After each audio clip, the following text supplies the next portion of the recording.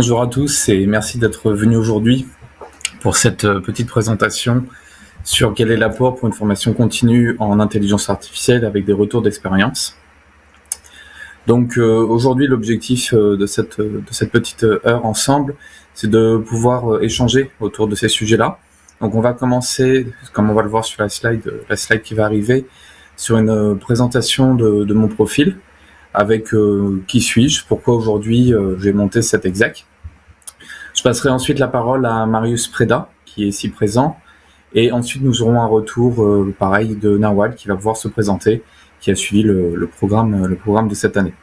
On suivra ensuite une présentation du programme, avec les motivations derrière de la création de ce programme, ce qu'on y apprend, quels sont les bénéfices, et finalement qu'est-ce qui nous différenciera des autres programmes.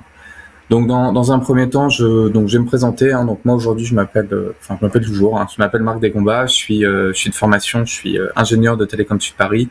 J'ai fait un doctorat entre Thales et Télécom Paris Tech, et ça a été le début d'une volonté donc depuis 2010 de relier le monde de la recherche et le milieu de l'industrie pour en faire des solutions et des projets innovants.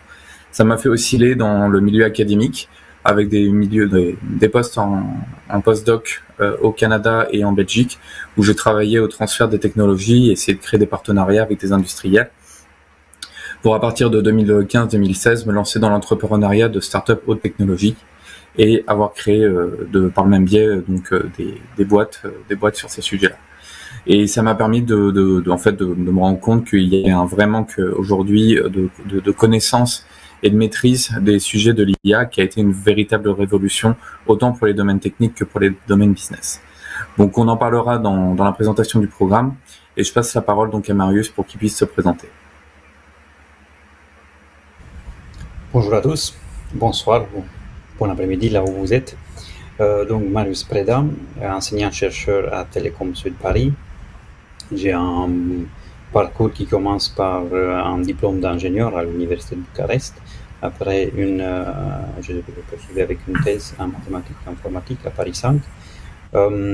Et donc, suite à ça, j'ai rentré dans la filière académique, et donc j'ai fait enseignant-chercheur et donc maître de conférence à Télécom Sud Paris.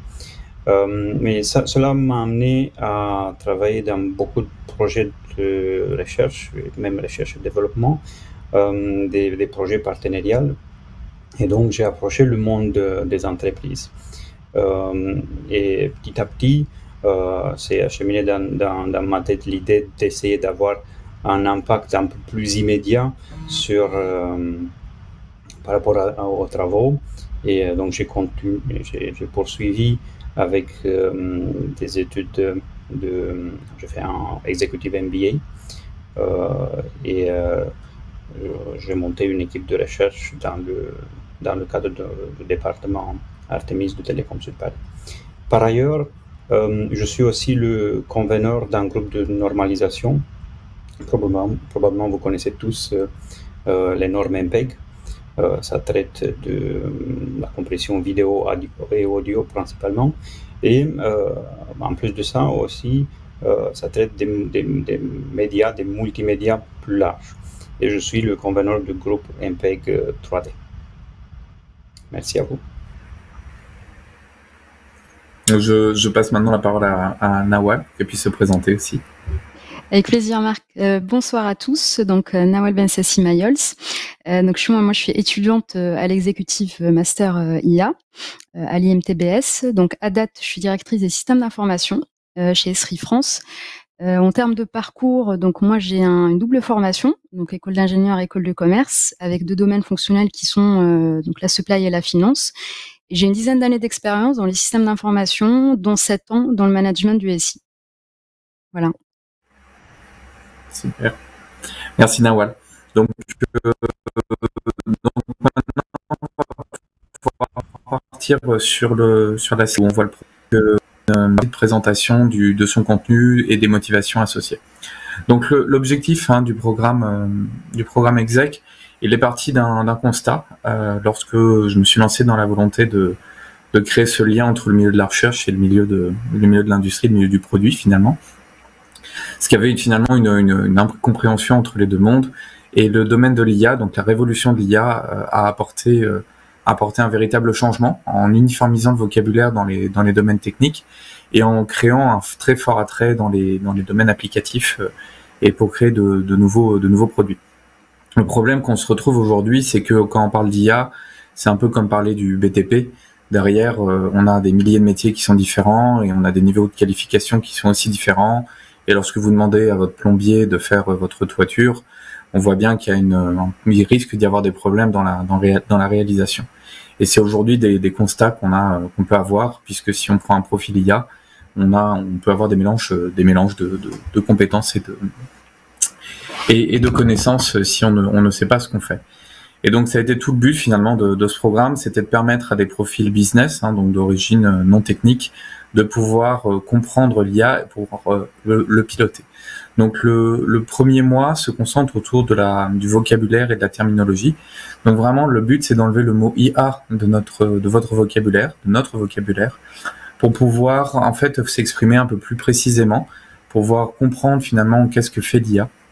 Qu'est-ce qu'un réseau de neurones, qu'est-ce que le deep learning, qu'est-ce que le machine learning, qu'est-ce qui permet aujourd'hui au deep learning d'apporter des très fortes performances, quelles sont les conséquences d'avoir voulu passer sur ces méthodes très performantes avec ces contreparties, qu'est-ce que les IA dans la vision, celles qui sont dans le linguistique, celles qui traitent des données, celles qui sont prédictives. Voilà, tout ça on essaie de découvrir finalement par des cas applicatifs et par des exemples ce vocabulaire afin de finalement pouvoir mieux s'exprimer, mieux définir son problème. Le deuxième module, et c'est un mois sur l'auto-formation et sur les sources d'information. Donc on a la chance dans notre secteur, dans le secteur de l'IA, d'être dans un domaine très open knowledge, très open knowledge, avec beaucoup de ressources mises à disposition. Donc le problème, c'est pas tellement finalement d'accéder à de la connaissance, c'est de savoir l'orienter, de savoir prendre la bonne connaissance au bon moment pour la bonne personne. Donc on vient découvrir finalement ces sources d'auto-formation, les sources d'information pour maintenir une actualité, puisque on est sur un domaine qui est très actif, très évolutif, et donc ce qu'on apprend aujourd'hui n'est pas obsolète, mais aura des fortes évolutions dans les quelques années qui suivent. Donc comme on est dans un domaine très actif, il est important aussi de savoir bien sourcer ces infos. Et dans les enjeux d'auto-formation, on découvre aussi que l'IA est finalement que la brique centrale, n'est que le moteur, et que pour qu'un moteur soit utile et utilisable, il faut le mettre dans tout son écosystème, donc le cloud, le back-end, le front-end, les applications mobiles. Donc on découvre aussi finalement tout cet aspect, je dirais, logiciel, et les révolutions qu'il y a eu aussi dans ces secteurs-là, plus particulièrement sur le secteur du cloud, qui est en fait, on va dire, la partie utilisable, qui permet d'utiliser finalement l'IA en production. De ça, on arrive sur un troisième module sur les métiers clés, donc qui nous permettent aussi nous de nous positionner, comment on évolue professionnellement et comment on trouve des partenaires. Donc comme je le disais, on peut dans l'IA, on peut avoir des profils de Bac+8 à Bac-2, des profils techniques comme des profils business.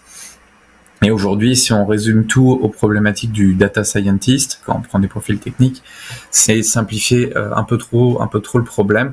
Ce qui fait qu'on se retrouve avec des data scientists, c'est qu'ils sont obligés de faire des tâches qu'ils ne savent pas faire, ou que vous payez normalement, un prix marché qui est assez élevé aujourd'hui sur la data science, et qui vont devoir faire des tâches à faible valeur ajoutée, comme des annotations, ce qui en gros est la tâche de définir manuellement ce que contient une image, ce que contient un mot, pour permettre ensuite à l'IA d'apprendre des exemples.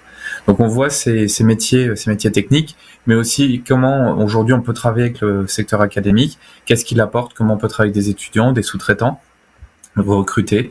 Et dans les métiers business de l'IA, on voit aussi finalement quelles sont les évolutions du nouveau commercial de l'IA, le nouveau responsable juridique des IA, le nouveau RH des IA, ou par exemple si je prends le sujet des RH, on se retrouve autant avec des enjeux d'outils, où on peut avoir des nouveaux outils plus performants, que des outils qui peuvent simplement être là pour supprimer des tâches rébarbatives qu'on a, que de savoir mieux comprendre les CV qu'on reçoit avec une équipe de data science qui est en train de se monter.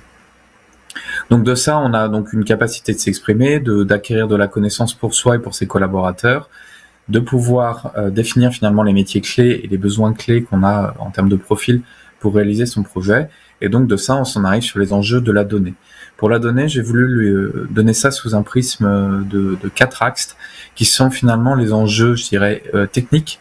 Donc comment on peut collecter cette donnée, comment on la structure, des enjeux éthiques, qu'est-ce qu'on peut faire, on va dire, de cette donnée, quels sont les impacts qu'il va y avoir sociétalement parlant, d'un point de vue légal, qu'est-ce qu'on a le droit et pas le droit de faire, et d'un point de vue business, qu'est-ce qu'on peut vendre, combien ça se vend, et quels sont les modèles économiques qu'on en tire.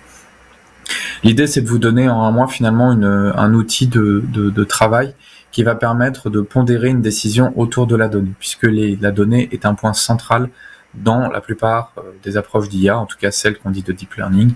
Et donc, si vous n'avez pas une bonne compréhension des enjeux autour de la donnée, vous risquez de passer à côté de certaines décisions et de finalement prendre des décisions avec une vision partielle. L'objectif ensuite, en mois 5, c'est finalement de rendre tout ça opérationnel. Donc, on voit finalement comment éviter de partir sur un projet de 18 mois sans nécessairement avoir un aboutissement, ou en tout cas avec un aboutissement qui risque d'être fluctuant sur la durée. Donc on en revient sur les idées d'avoir comment avoir un projet IA utile, utilisable, utilisé et sécurisé. Donc comment finalement rester dans l'hyper pragmatique, et finalement on peut se rendre compte que l'IA n'est pas utilisée ou n'est pas utilisable dans un tout premier temps, et que finalement ce qu'on a principalement besoin c'est d'une petite interface graphique avec un système de décision qu'on aura prédéfini avec si je fais ça, alors je fais ça. Et donc finalement on se rendra compte que l'IA arrive plus tardivement et que ça va être une valeur ajoutée un peu plus forte, mais qui nécessitera donc l'acquisition de ces données-là. Donc vraiment là on est sur un mois sur l'opérationnel, il faut que ce soit utile, il faut que ce soit utilisable, donc on a aussi une logique d'aller expérimenter auprès d'utilisateurs nos concepts. Et finalement le dernier mois il va venir être là pour définir comment on va réaliser ce projet d'IA, comment on va utiliser les IA, quels sont les coûts associés, comment on peut les faire financer, quels sont les financeurs existants, et quels sont les modèles économiques qu'on peut appliquer autour de ce projet. Et donc, qu'est-ce qui fait la grande différence finalement, je dirais, de l'intégralité de ce programme par rapport à d'autres programmes, c'est qu'on est sur un programme qui est très pragmatique, et pour arriver au plus fort du pragmatisme, on part d'un besoin, en fait, de vos métiers. Donc, vous venez avec votre problématique dans votre secteur, que je ne connais pas, et comme on est aujourd'hui avec les IA qui sont capables finalement de résoudre dans des domaines assez disjoints, on a le même vocabulaire, on a les mêmes enjeux d'auto-formation, on a les mêmes métiers support, les mêmes métiers clés, les mêmes enjeux de collecte de la donnée, les mêmes enjeux d'opérationnalité et finalement les mêmes enjeux de coûts et de définition de cahier des charges. Donc c'est ce qui est vraiment intéressant, c'est que finalement vous pouvez venir autant avec des enjeux de collecte de fruits dans une AMAP, parce que vous travaillez dans ce secteur-là, que des enjeux de cyber autour de votre secteur où vous dites les IA, comment les IA vont venir changer ça, que des enjeux dans mon secteur bancaire, que des enjeux dans d'autres secteurs applicatifs.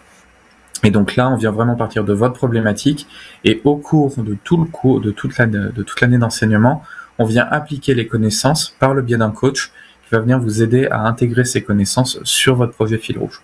Donc ce qu'il en ressort, c'est que finalement vous ressortez avec un projet concret, avec des outils de maîtrise qui vont être autour des 6 modules qu'on a vus, et qui va vous permettre, si vous êtes dans une situation actuellement en poste, et que vous souhaitez continuer à développer votre entreprise, de pouvoir arriver avec un projet innovant, et donc essayer de favoriser ça auprès d'un directeur de l'innovation, auprès de collaborateurs qui sont dans les équipes data science, pour essayer de porter ce projet en interne, que si vous êtes dans un enjeu d'évolution professionnelle dans une autre entreprise, vous pouvez mettre en avant que vous avez finalement été capable de résoudre un cas concret et qui peut intéresser cette nouvelle entreprise, et donc de résoudre donc des problèmes de votre nouvelle entreprise sur laquelle vous allez postuler. Et si vous êtes actuellement sans emploi ou vous êtes en train de quitter votre entreprise, c'est aussi l'occasion de pouvoir finalement tester un problème et essayer de le mettre à disposition de vos anciens collaborateurs, de vos anciens partenaires, et donc de vous lancer dans une logique entrepreneuriale. Donc là-dessus, nous on accompagne à peu près n'importe quelle modalité de demande, que ce soit l'évolution en interne ou la création d'un nouveau produit en interne, une évolution professionnelle dans une autre entreprise, ou la création d'une société, et ou l'aident à passer des entretiens. Donc je pense que vraiment c'est la partie forte de ce programme, ce côté très opérationnel avec des intervenants qui viennent un peu des quatre coins du monde, autant des personnes très académiques que des personnes comme moi qui sont, je dirais, entre l'académique et le milieu start-up, que des personnes du secteur des avocats, que des développeurs, des étudiants, des seniors, qui ont eu une très grande expérience sur le développement de projets collaboratifs. Donc vraiment, on essaie de vous aider aussi à créer un réseau professionnel. Donc voilà un peu ce que je pouvais vous dire sur le programme. Et on va pouvoir passer maintenant sur des phases de questions-réponses.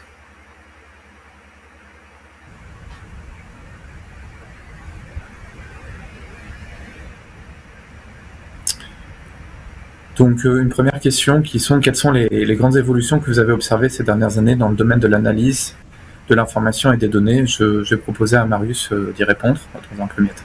Oui. J'essaie de formuler mes réponses. Oui, en fait, il faut aussi, je profite de cette question pour aussi un peu démystifier IA. On entend partout et on se dit c'est un ensemble technologique qui est assez difficile. Mais essayons de voir quel est le cœur de ce qu'on appelle IA. En tout cas, ce qu'on appelle IA aujourd'hui.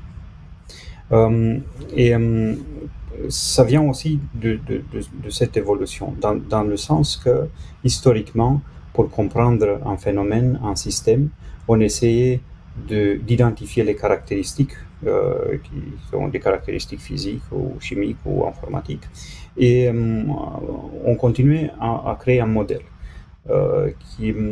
C'était un modèle avec des règles qui pouvaient être des règles physiques, chimiques, informatiques, qui nous permettaient de valider ou invalider des observations terrain. On faisait un modèle et après on essayait de l'utiliser dans le monde réel et l'approcher le plus du monde réel. C'est ce que historiquement on fait depuis des milliers d'années probablement.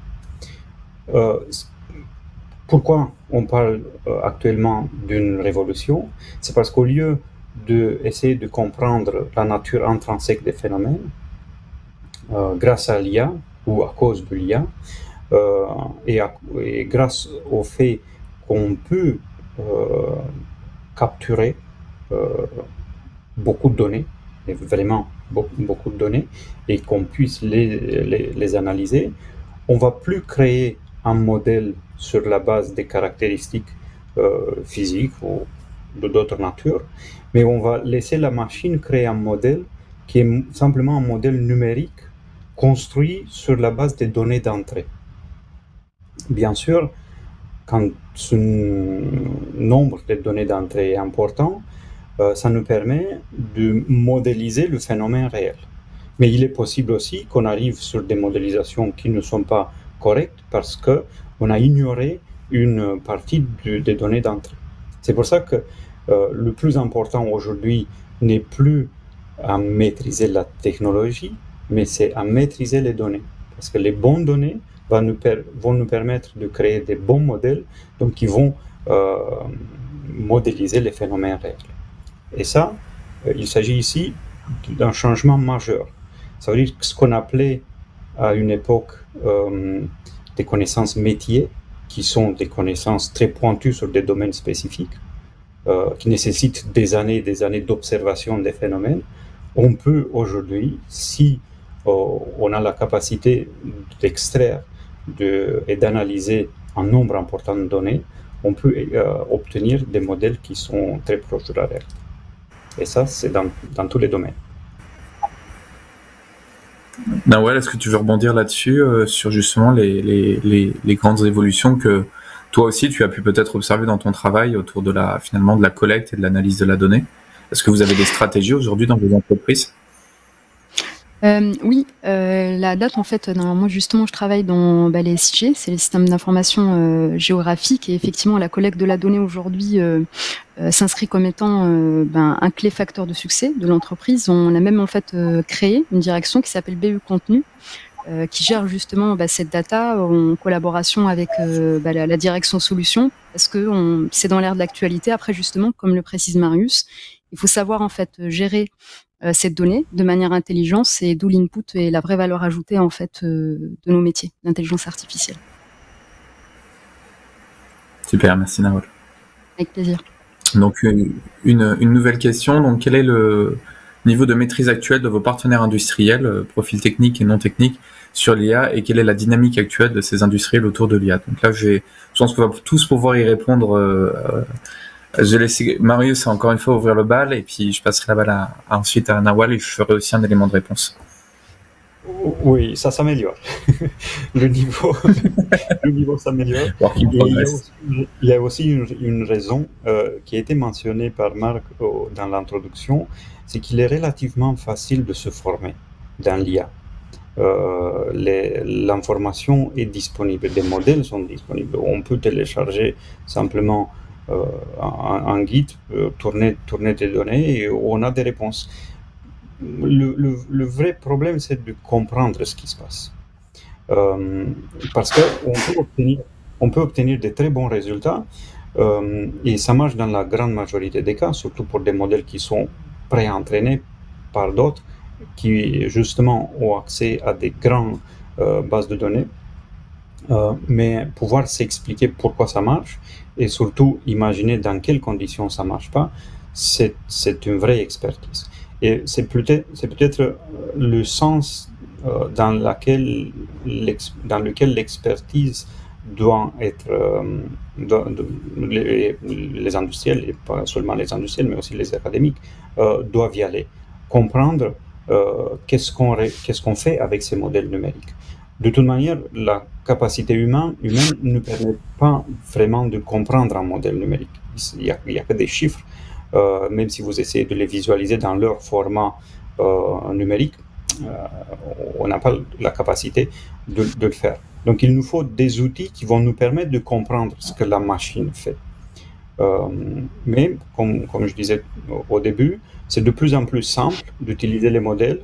Le niveau augmente aussi bien dans l'académie que dans les partenaires industriels. On parle même des startups qui proposent des outils, les outils de garage, on va les appeler. À une époque, on lançait des startups dans un garage. Ben ça veut dire quoi? Ça veut dire dans un garage, ça veut dire qu'il y avait une ou deux personnes qui montaient la startup. Aujourd'hui, c'est possible de faire des startups dans des garages avec du IA, parce que l'investissement initial est relativement réduit, la connaissance existe, des modèles existent, des bases de données d'entraînement existent, mais après la question est comment on applique ça dans des situations qui ne sont pas forcément celles pour lesquelles le modèle a été appris, et surtout comment expliquer quand ça marche, et qu'est-ce qu'on doit faire et on peut faire quand ça ne marche pas. Je laisse rebondir sur la même question. Donc, quel est le niveau de maîtrise actuel de des partenaires industriels, profils techniques et non techniques sur l'IA, et quelle dynamique ces industriels ont autour de l'IA? Donc finalement, quelle est la politique que vous avez autour de l'IA? Quels sont le niveau de connaissance de tes collaborateurs après un an? Est-ce qu'aujourd'hui tu sens un gap de connaissance entre quand tu t'exprimes et tes collaborateurs techniques et non techniques? Alors oui. Encore, oui, c'est sans façon. Là, pour le coup, alors justement, moi, c'était la démarche pour laquelle j'ai suivi cette formation, et du coup, je suis plutôt satisfaite parce qu'un peu comme tu l'exprimais en fait, Marc, au départ, et je rebondis également sur ce que disait Marcus, c'est que c'est un domaine qui est très porteur aujourd'hui, et de ce fait, comment dire, on peut avoir des partenaires qui se disent spécialistes en fait là-dedans. Et dans nos métiers, en fait, notre responsabilité, et notamment, par exemple, par rapport à mon métier, c'est savoir justement évaluer, on va dire, la capacité de ces partenaires pour nous accompagner sur ce type de projet. Et également, comme tu le précisais, Marc, en fait, il y a énormément de knowledge là à date, et l'idée, en fait, c'est de savoir justement faire du tri là-dedans et récupérer de manière efficace ce qui peut servir et nous amener vers les objectifs qu'on se définit. Donc, objectif atteint. Pour ma part, mais ce qui est sûr, c'est que il faut être extrêmement vigilant sur ce type de sujet, et c'est pour ça, moi, par rapport à mon expérience et mon domaine, je pousse vraiment ou à monter en compétence sur les sujets, ou alors à faire confiance aux bonnes personnes pour justement éviter les erreurs. Voilà. Donc moi, pour rebondir un petit peu aussi sur le propos de Nawal, aujourd'hui, moi, ce que je vois, c'est que les profils techniques vieux, et les vieux sont pas si vieux que ça, en fait, hein, à partir de une trentaine d'années, je rentre dans cette catégorie-là, on a été formé autrement, en fait, à résoudre des problèmes, comme le disait Marius, avec des logiques non pas à baser sur la donnée, mais sur la compréhension des phénomènes. Et donc, on a une véritable révolution, et donc un enjeu de se former. Dans le cas de l'image, moi, ma spécialité, on s'est retrouvé vraiment à devoir penser les problèmes différemment. Donc, il y a eu un vrai coup initial de recomprendre, d'accepter le phénomène. Hein. Il y avait des blocages, je dirais, d'acquisition de ces phénomènes-là. Si vous prenez maintenant les profils plus jeunes, hein, donc moins de 30 ans, ils commencent à être tous formés nativement en réseau de neurones, je dirais, avec des réseaux de neurones, et réciproquement, ils n'ont plus aucune connaissance des méthodes alternatives. Et comme le réseau de neurones a une attitude à résoudre le problème de manière très consommatrice en termes de calcul et donc d'énergie et en termes de données, des fois, quand on est un petit peu plus vieux, on se dit mais en fait, on aurait pu faire ça beaucoup plus simplement. Donc ça, c'est peut-être aujourd'hui moi un des enjeux que je vois autour du niveau de connaissance, c'est que les personnes plus âgées doivent se rattraper le wagon du deep learning, et les personnes jeunes doivent aussi s'ouvrir un petit peu sur des méthodes alternatives. Pour les profils non techniques, je trouve qu'aujourd'hui il y a encore un véritable enjeu d'acquisition de ce vocabulaire, de la compréhension. Moi, je l'ai particulièrement vécu dans deux phases. Hein. Dans une phase où j'étais en train de faire ma levée de fonds et donc de pitcher mon projet. Et on faisait vraiment, je trouve, de l'IA qui était pas trop mal. Hein. On était sur des enjeux académiques qui n'étaient pas résolus. Et j'étais incapable d'expliciter le pourquoi du comment, parce qu'à la fin, tout se résumait à un seul mot-clé. Est-ce que vous faites de l'IA? Oui, non. Et qu'est-ce que vous êtes encore vous êtes différenciant de Google? Bon, avec ce genre de questions, c'est très difficile de se positionner.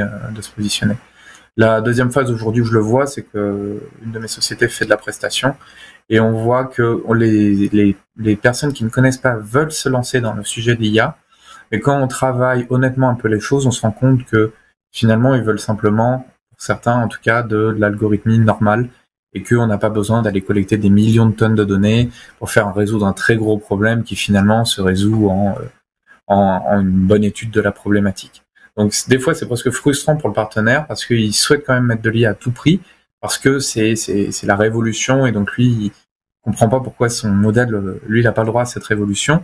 Mais c'est là où on voit vraiment les enjeux temporels avec des problématiques simples à résoudre, et l'IA vient apporter une deuxième couche. Donc voilà, pour répondre également à cette question. Donc comment l'IA est-elle venue impacter le milieu de la recherche, et que pouvons-nous en attendre en usage, Marius? Ouais, la première conséquence directe de l'impact de l'IA dans la recherche, ça a été de monter le niveau de frustration. Parce qu'il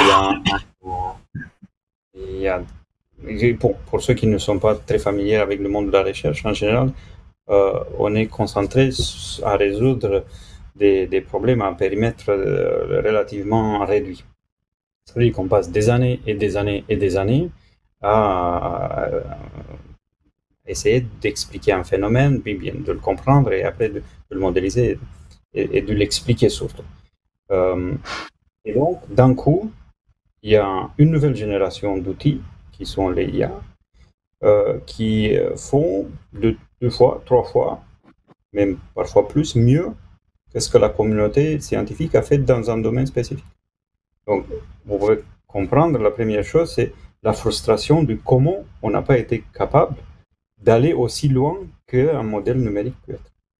Juste pour vous donner un exemple, pendant des décennies, on essayait de caractériser ce qu'on voyait dans une image, oui, ce que l'ordinateur voit dans une image. Et donc, ça part de très bas, de la couleur, de la forme, des contours, et on essaye petit à petit d'extraire une sémantique. Bon, si c'est quatre arrêts, peut-être c'est une table, et si je trouve des arrêts en bas, peut-être c'est des pieds de table, mais c'était dans le peut-être. C'était à peu près ce qu'on pouvait faire avant l'arrivée de l'IA. Dès qu'on commence à utiliser des modèles IA et qu'on a des millions d'images où il y a des tables et des millions d'images où il n'y a pas de table, pour l'IA, c'est relativement simple de savoir ce que c'est une table. Bien sûr, il n'y a pas une explication intuitive directe entre ce que l'IA considère comme des caractéristiques d'une table et la forme ou la couleur ou les autres propriétés physiques de la table. Donc tout ça pour vous dire qu'au niveau de la recherche, il y a beaucoup de choses qui changent. Bien sûr, on continue à essayer de comprendre les phénomènes, mais il y a en tout cas une grande partie de la communauté qui s'oriente vers l'utilisation de l'IA, aussi bien pour avoir des nouveaux modèles d'intelligence artificielle, voire même pour essayer de trouver un pont entre les résultats obtenus par un modèle numérique IA et un résultat obtenu par un modèle plus conceptuel. Donc, il y a beaucoup de changements dans la recherche avec des implications fortes. Pour résumer un peu la réponse. Et pour répondre aussi à ce sujet-là, avec le pied que je garde encore un petit peu dans le secteur académique, ce qui a été aussi très perturbant, c'est qu'aujourd'hui, quand vous écrivez un article scientifique, même si je n'en fais plus, je suis d'autres personnes en faire, les enjeux de relecture, donc qui font partie des enjeux de la communauté académique de valider la connaissance, se retrouvent perturbés par le fait que on a autant aujourd'hui en IA des gens qui sont de formation de statistiques que des gens comme moi et Marius qui sont de formation d'origine de vision par ordinateur, que des mathématiciens, que des gens de l'audio, que des gens de la linguistique, et qu'à la fin, quand on vous fait relire un article ou qu'on vous fait évaluer la pertinence scientifique d'un article qui combine justement une de ces experts, enfin qui nécessite une de ces expertises et que c'est pas la vôtre, on est quand même, malgré que le vocabulaire est uniformisé et que les enjeux sont finalement, on comprend ce que fait l'autre, on a une vraie difficulté aujourd'hui à pouvoir mesurer des pertinences fortes. Et vous retrouvez ça dans les grandes conférences scientifiques où aujourd'hui, vous pouvez envoyer un article et vous faire autant reviewer par quelqu'un qui est de formation informatique qu'un statisticien, qu'une personne de la vision. Et évidemment, les attentes sont pas les mêmes parce que chacun arrive avec son prisme. Donc ça, je pense que c'est un des gros enjeux, c'est que finalement, on doit aussi, dans le milieu académique, à rescinder les activités et les expertises pour pouvoir redonner de la pertinence dans les reviews et ne pas se laisser mélanger les uns les autres dans nos expertises de l'IA. Et en termes d'usage, moi, ce qui m'impressionne beaucoup finalement, c'est comme le disait Marius, aujourd'hui, les usages, la recherche met quand même beaucoup plus à contribution ces travaux. Il y a une uniformisation aussi de l'accessibilité de ces résultats, ce qui fait que vous pouvez prendre un stagiaire de fin d'études et il va être capable de reproduire des résultats d'un grand laboratoire scientifique. Et donc vous avez des usages qui explosent vraiment toutes les performances tant que vous restez dans le prisme d'usage qui a été défini par l'article et de la donnée.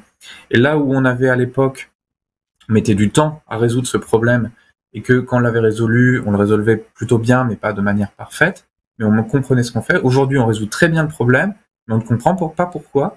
Et quand ça marche plus, alors là, inversement, on a entre guillemets tout l'effet d'avance qu'on avait gagné, qu'on perd puisque on ne sait pas comment faire évoluer la chose.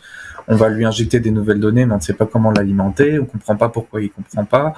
Et donc finalement, on recule beaucoup. Donc ça fait qu'on va avoir une distorsion entre ceux qui peuvent réutiliser des travaux déjà existants et les mettre quasiment en production immédiate. Et donc ceux-là vont avoir une révolution ultra rapide dans leur secteur applicatif, que ceux où les données sont moins disponibles, où les travaux sont moins directement adaptables, où eux vont se retrouver avec où il faudra une certaine maîtrise technique finalement de l'IA pour créer des nouveaux usages. Donc une nouvelle question. Donc quelles sont les évolutions dans le milieu de la start-up? Quels sont vos critères pour investir dans une start-up? Donc Marius, je pense que c'est pareil, tu peux commencer dans ce sujet-là. Bon, en général, l'investissement dans une start-up ou en tout cas, à mon avis, repose sur l'équipe. IA n'a pas beaucoup changé ça. Bien sûr, il y a d'autres critères, mais le plus important, c'est l'équipe. Et en général, quand l'équipe va bien, il y a les compétences, il y a aussi un peu la folie pour faire des choses un peu différemment. Tout ça peut C'est pas toujours le cas, mais ce sont les prémices pour avoir une startup de succès. Toutefois, parce qu'on parle de la IA, il y a un critère nouveau qui est l'accès aux données. Comme on avait dit tout à l'heure, l'accès à la connaissance est relativement simple. Mais l'accès aux données, c'est quelque chose qui est très difficile à avoir. Parce qu'il faut être capable. Là, on ne parle pas de mettre 2-3 capteurs et faire des campagnes d'acquisition pendant 3 semaines et on va faire un modèle IA. Ça n'a rien à voir. On parle des millions d'échantillons, que ce soit des capteurs, que ce soit des images, que ce soit des documents. On parle des millions et des millions. Plus le problème est complexe, plus la base de données d'apprentissage doit être grande. Ce qui fait que si une start-up, ou d'ailleurs toute entreprise, n'a pas accès à un moyen de récupérer, collecter, même nettoyer les données pour construire ou les utiliser dans un modèle d'IA, cette start-up ne va faire que courir derrière les autres. Elle va être obligée d'utiliser les données de Google, Facebook, probablement de faire un peu d'apprentissage local, mais ça ne va pas changer la face du monde. En tout cas, tout le monde pourra le faire. Donc pour moi, dans le domaine de l'IA, un des critères pour investir dans une startup, ça va être l'accès aux données. Ok, merci. Que pouvons-nous dire sur l'argent disponible pour créer des solutions avec de l'IA et l'avantage que cela peut apporter de se lancer maintenant avec une vision sur un aspect plutôt investisseur et business? Pareil, ouais. Marius, je peux peut-être Nawal, si tu veux rebondir aussi un peu dessus, puis on va faire quelques commentaires. Je te laisse commencer. Vas-y. Ouais, alors je peux me lancer. Donc moi là-dessus, ce qui est intéressant, c'est que finalement, on est dans une vague où il y a un peu les deux situations sont parallèles. C'est-à-dire que on veut beaucoup d'IA, mais il peut y avoir, en fonction de votre écosystème, une certaine méfiance aujourd'hui autour de l'IA. On a certaines désillusions qui commencent à apparaître parce que beaucoup d'investissements, pas nécessairement une bonne maîtrise du problème, une mauvaise compréhension initiale en fait de ce que savait faire l'équipe. Et donc finalement, beaucoup d'argent dépensé pour des résultats qui sont pas nécessairement en face. Et donc, ce qui est assez intéressant, c'est que aujourd'hui, il y a de l'argent disponible pour créer des solutions en IA, particulièrement, je dirais, à minima, on va dire, dans la sphère publique et dans l'entrepreneuriat. Vous avez quand même la BPI qui injecte beaucoup d'outils, beaucoup de moyens pour aider les entreprises, que ce soit des startups, des TPE, des PME, voire des grands comptes, de se lancer dans ce prototypage des POC IA subventionné à 50%. Donc vraiment une volonté de lancer ça. Et là, on voit vraiment la partie IA qui est importante finalement. Il faut faire de l'IA avec l'avantage inconvénient que dans ces secteurs-là, on n'a pas nécessairement encore une bonne maîtrise du vocabulaire dans les partenaires. Et donc, on peut se retrouver à avoir une certaine hétérogénéité sur ce qui va être financé. Et dans le milieu du secteur privé, on va se retrouver finalement maintenant ça va faire quand même maintenant 4-5 ans que la révolution est en place à minima dans le secteur des startups. Et donc aujourd'hui, ce qui me dit Marius, c'est ok, vous faites de l'IA, c'est génial, mais est-ce que vous avez des données et quels sont les usages que vous voulez résoudre? Et finalement, est-ce que vos IA résolvent réellement le problème ou pas? Parce que d'entendre dire que c'est une révolution, c'est bien, mais finalement, en applicatif, si ça ne résout pas le problème ou si ça ne le résout pas suffisamment et si l'usage n'est pas là, IA ou pas, finalement, ce n'est pas grave. Parce que comme on sait on pressent sous un prisme investisseur et business que vous appuyez tous sur les mêmes briques technologiques et que globalement vous arriverez à peu près tous aux mêmes performances. Moi, ce qui m'intéresse, c'est est-ce que vous avez une capacité finalement de comprendre un peu plus vite que la moyenne? Est-ce que surtout vous êtes capable de créer des usages? Est-ce que ces usages ont des performances suffisantes? Et est-ce que vous avez de la donnée, une logique autour de la donnée qui vous permet de performer? Voilà ce que je peux dire moi là-dessus. Je ne sais pas si vous voulez rebondir, Marius ou Nawal. Oui, je peux ajouter quelques mots. Moi, je pense qu'on vit dans un monde qui est de plus en plus compliqué et en plus de ça, on a nous-mêmes, les humains, la tendance à la compliquer encore plus. Et donc, l'IA tombe dans le bon moment. Parce qu'il est évident qu'on n'arrivait pas, avec les modèles constructivistes concrets, à prendre en compte la complexité du monde. Et je pense que l'IA, c'est une vraie opportunité. Il ne faut pas se tromper de cible. Comme disait Marc, ça n'a pas de sens d'essayer de résoudre des problèmes simples avec l'IA seulement parce qu'on peut, comme disait l'autre. Donc il y a des problèmes simples qui peuvent être résolus de manière simple, mais en général, le monde se complique. Et je pense qu'IA est là, c'est une vraie opportunité. Plus que ça, je ne sais pas si on peut l'appeler une urgence, mais c'est une nécessité absolue d'aller dans le sens avec du financement, avec de la formation, avec des projets. Même si on se trompe au début, la direction est celle-ci. Et c'est pas parce que l'IA existe, mais c'est parce que le monde devient compliqué. On doit prendre en compte des choses que peut-être intuitivement, on était même pas capable de les observer. Par contre, ce qu'il faut s'assurer, c'est qu'on utilise l'IA de la bonne manière. Un modèle mal entraîné ne va pas résoudre les problèmes, mais il va le résoudre, mais de manière mauvaise. Ce qui est encore pire que ne pas résoudre. On aura le sentiment qu'on a résolu un problème, mais on l'a mal résolu. Et ça peut avoir des impacts énormes sur comment on construit, peut-être pas des bâtiments, mais comment on construit nos systèmes de demain. Donc, heureusement, même nos leaders politiques et d'autres types de leaders, ils ont bien vu cela. C'est pour ça qu'il y a dans l'investissement public, le mot IA, c'est porteur de financement sur des projets. Et c'est tant mieux. Je pense que l'enjeu est tellement important qu'il faut y être. Et là, on parle des projets d'envergure. Là, on parle de l'optimisation énergétique, on parle de l'industrie, de l'optimisation de l'industrie. Bien sûr, on a construit des usines, bien sûr, on a construit même des bâtiments très complexes, mais c'était sur un modèle basé sur une expertise qui s'est accumulée pendant des dizaines, des centaines d'années. Avec les modèles numériques, on peut faire encore mieux. On peut aller dans des espaces qu'on n'a pas peut-être vu de manière intuitive. Donc, la révolution, même si je répète ce mot, parce que d'autres l'ont dit, c'est dans le sens des modèles numériques, c'est dans le sens de l'IA.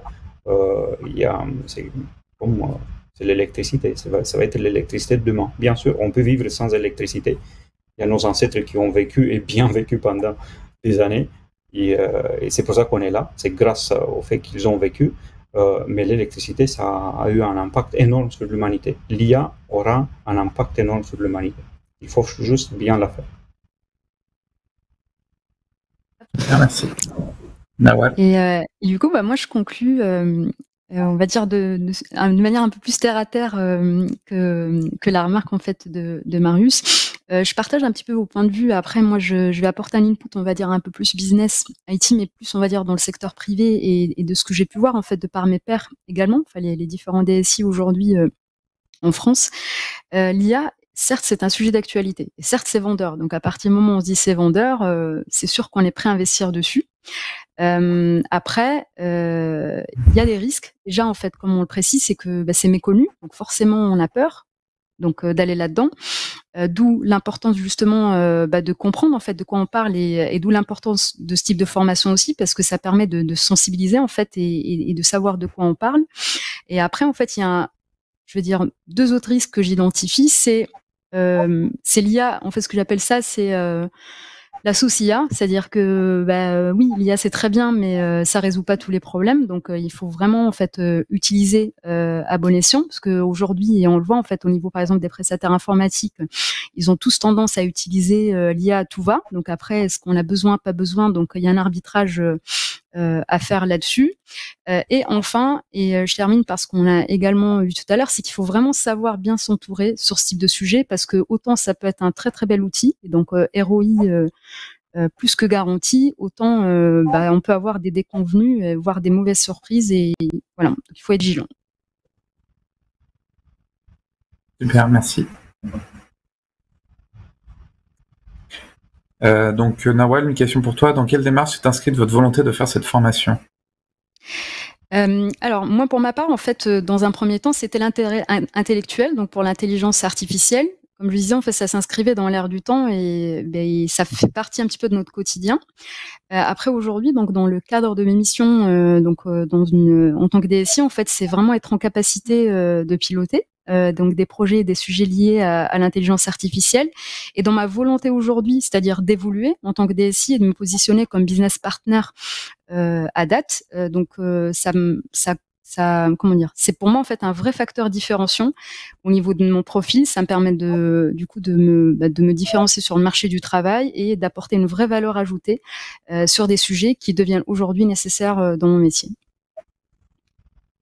Ok, super, merci.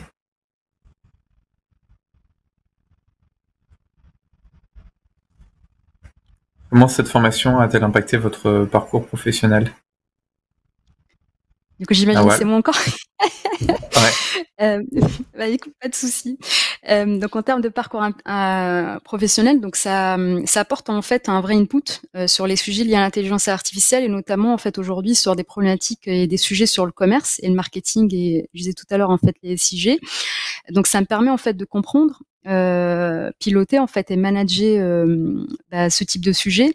Et après en fait de manière générale, cette formation m'a permis de monter en compétences et m'updater sur des sujets technologiques qui sont d'actualité en fait, type le cloud, tout ce qui est technologie en fait autour du digital, les méthodologies projet, la culture en fait générale que je peux avoir autour de ces sujets-là. Il y a des sujets annexes en fait qui m'ont vraiment beaucoup enrichi en fait, et notamment sur tout ce qui est compliance, réglementation, cybersécurité. Et enfin, moi, ça m'a vraiment permis d'élargir mon réseau et du coup de me permettre de m'entourer de partenaires qui m'accompagneront tout au long de ma carrière sur ces sujets. Voilà. Et donc peut-être pour rebondir aussi sur finalement le parcours de tes collègues de promo, hein, on a vu quand même des personnes qui étaient l'entrée était assez hétérogène, hein. Finalement, on a eu, je dirais, du plus jeune au plus vieux, on devait être à 35, 34 et 65 ans de l'autre côté, avec autant des directeurs de bahut, pour donner un certain extrémat, des traders, des personnes dans le marketing et la communication, des commerciaux, des directeurs commerciaux. Donc on avait vraiment une très forte hétérogénéité. Et je pense que ce qui a impacté finalement tout le monde dans les parcours, c'est de se rendre compte que son secteur a des modifications et que de manière pragmatique, par les fils rouges que chacun a apporté, il peut apporter aujourd'hui une petite pierre à l'édifice de manière concrète dans son sujet. Que ce soit en tant que directeur commercial, apporter finalement une maîtrise de l'IA dans sa commercialisation pour son entreprise, que pour notre directeur de collège-lycée, apporter autant des outils pour les profs que de finalement une maîtrise d'un vocabulaire qui n'était pas encore faite au niveau collège-lycée, et d'imaginer des programmes qui peuvent être transmis direct dès le collège et le lycée. Et je pense que c'est finalement qui aura un impact sur les parcours, c'est que pour certains ça va être des évolutions vers d'autres entreprises, d'autres ça va être des nouvelles, de maintenir leurs activités. Je pense que ce qui est central, c'est que il y a aujourd'hui une capacité à faire changer par les fils rouges qui vont tous porter, et donc le tien aussi, hein, vos secteurs localement, et d'apporter des changements concrets et pragmatiques.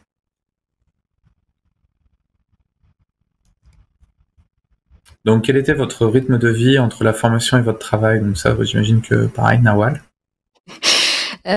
Alors moi déjà en fait, pour moi je conseille en fait, il faut que ça soit une décision bien réfléchie parce que c'est un investissement en fait du coup personnel avec une organisation personnelle et professionnelle à mettre en place, mais qui n'est pas insurmontable.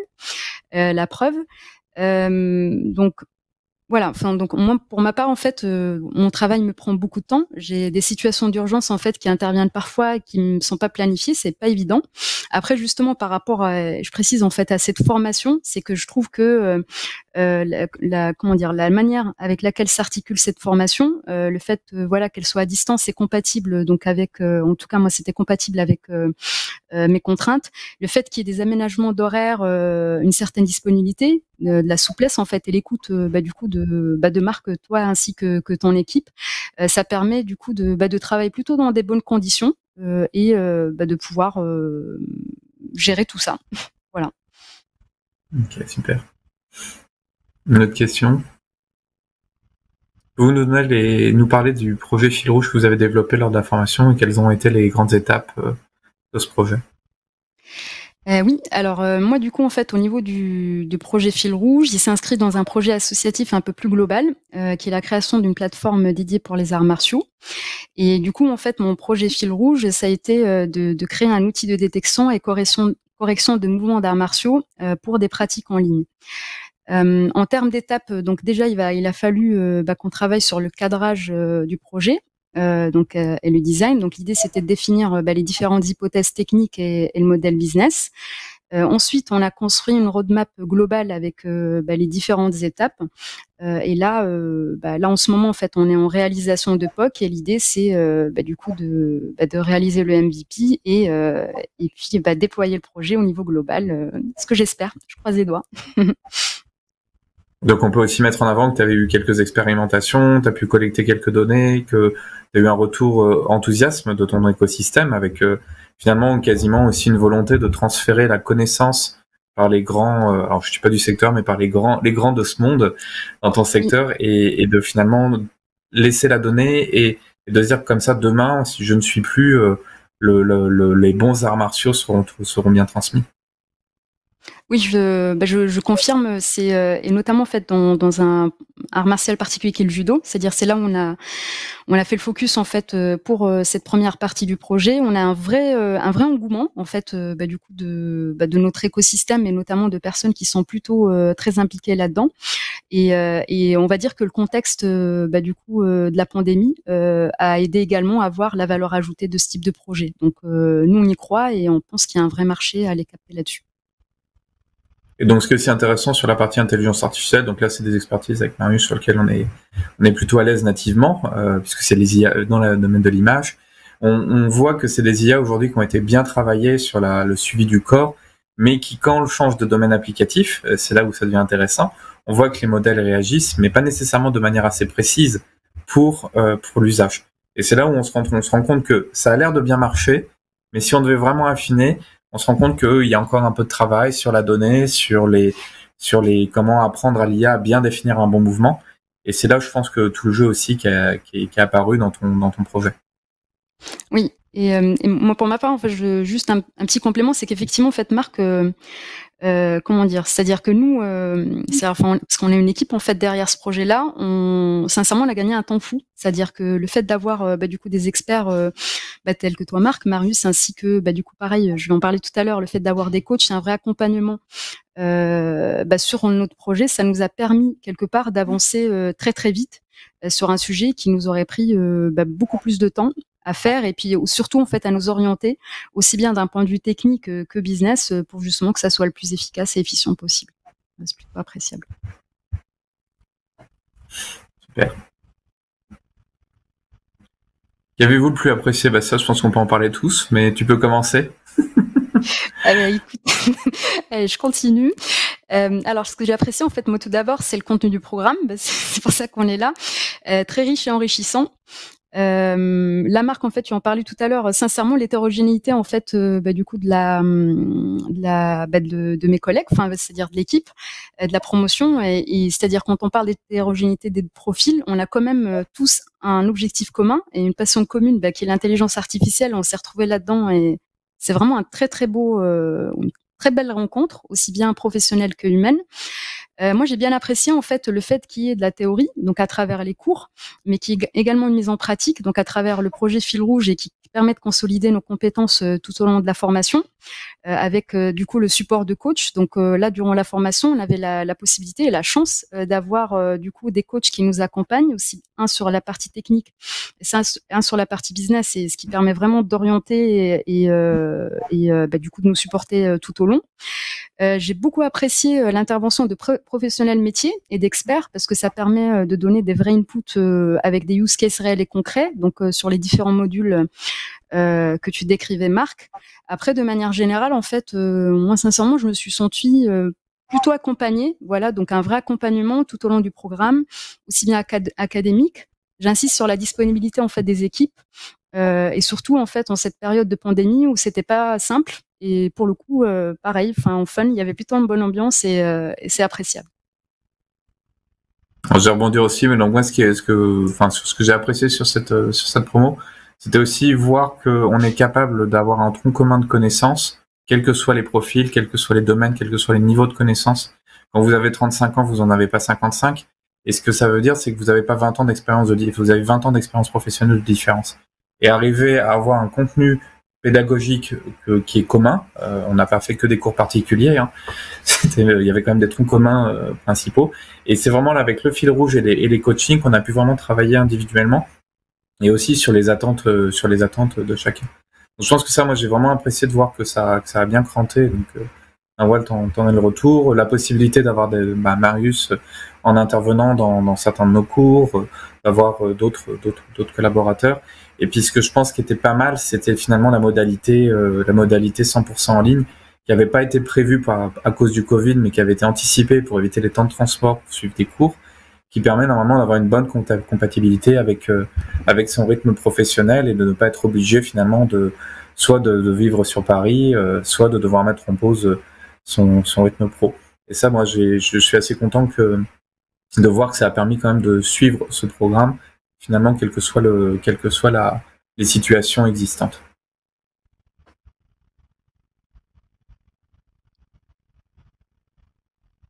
Pourquoi est-il aujourd'hui nécessaire pour une entreprise d'intégrer l'IA parmi ses différents métiers? Marius, allez, je te laisse, on va te repasser la balle.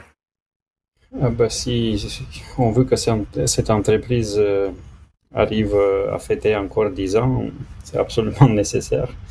C'est ce que je disais tout à l'heure, c'est que les modèles numériques basés sur des données sont beaucoup plus puissants que les données existantes.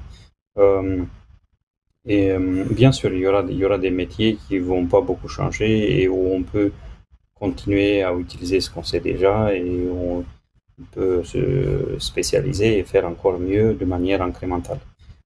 Pas tout le monde va être impacté par l'IA. Mais dès qu'on parle des systèmes complexes, les approches IA, donc basées sur des données, basées sur l'apprentissage, vont déjà, mais plus dans le futur, vont être beaucoup plus performantes que tout autre modèle. Donc, toute entreprise qui est dans le business des systèmes complexes, et on commence à avoir même des entreprises très traditionnelles qui commencent à se numériser et donc à prendre en compte d'autres types de données que les données traditionnelles. Donc, il y a une transformation profonde d'une digitalisation, comme on l'appelle, de l'industrie en général et d'autres domaines d'activité économique, va avoir des bénéfices dans un premier temps à intégrer des outils IA, mais à terme, ça va être simplement une question de survie. Il y aura des entreprises qui vont mourir, peut-être pas dans notre durée de vie, donc pas la vôtre, mais à terme, il y aura des entreprises qui vont mourir parce qu'elles ne vont pas être capables d'exploiter correctement les données qu'elles produisent. Et d'autres entreprises vont être plus agiles et plus capables à faire ça. Je rebondis rapidement pour essayer de rester à peu près dans le timing, mais ce qui me paraît important, c'est que l'IA peut exploser les performances d'un secteur, et donc comme les autres qui vont comprendre, maîtriser ça, peuvent se retrouver avec une capacité de production multipliée très fortement. On se retrouve aussi avec des enjeux humains derrière, c'est que qui dit révolution dit aussi changement des emplois, changement des métiers, Et donc moi, ce qui me paraît le plus important aujourd'hui, c'est qu'une entreprise comprenne l'IA pour pouvoir piloter intelligemment à l'intérieur de ça. Et une des manières de piloter, c'est de ne pas y aller. Après, c'est un choix politique d'entreprise, c'est un choix de positionnement, mais il faut, pour moi, il est important de savoir où on va. Et ça, c'est finalement quel que soit le niveau des strates, que vous soyez tout en haut à la haute direction ou que vous soyez finalement dans un simple métier de RH et que vous vous disiez oui, mais moi je ne suis qu'un parmi beaucoup. Finalement, c'est aussi c'est tout le monde qui doit finalement s'approprier ce vocabulaire et cette révolution.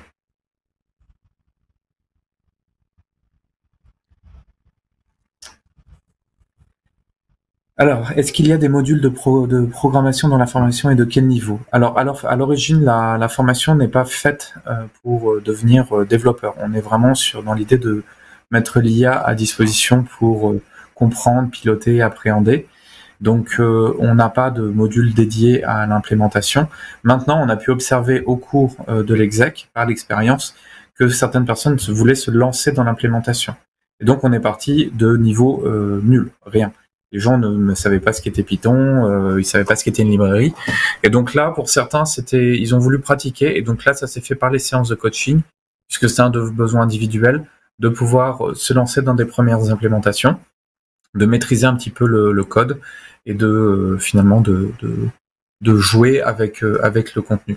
L'objectif n'est pas de faire des data scientists ou des data ingénieurs ou des data, mais de permettre, si vous voulez pratiquer, finalement d'appréhender jusqu'à la pratique et la pratique une fois les enjeux de l'IA et de vous rendre compte que derrière je collecte une base de données ou derrière je réentraîne un modèle ou derrière je teste un modèle.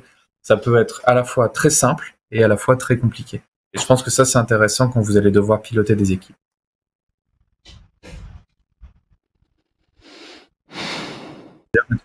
Ok, très bien. Bon, ben on va s'arrêter là donc pour aujourd'hui. Si vos questions n'ont pas pu, on n'a pas eu le temps hélas de pouvoir répondre à toutes les questions. Si vos questions on n'a pas pu les traiter aujourd'hui, n'hésitez pas à revenir sur les liens d'inscription et de prendre contact avec l'IMTBS pour qu'on puisse reprendre un rendez-vous et échanger sur ces points-là. Et si vous avez d'autres questions en tête ou des enjeux dans vos secteurs industriels ou des interrogations sur le programme, encore une fois, n'hésitez pas à nous contacter. Ce sera avec plaisir pour échanger individuellement avec vous.